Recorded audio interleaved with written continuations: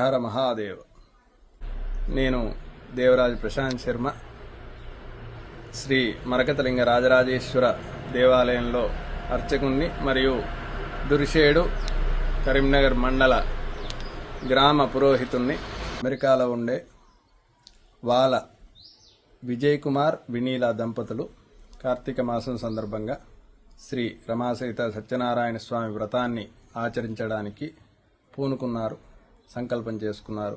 కానీ వారికి అక్కడ బ్రాహ్మలు అమెరికాలో దొరకడం చాలా కష్టంగా మారింది. అందుకోసం అని చెప్పి వారు నన్ను సంప్రదించడం జరిగింది.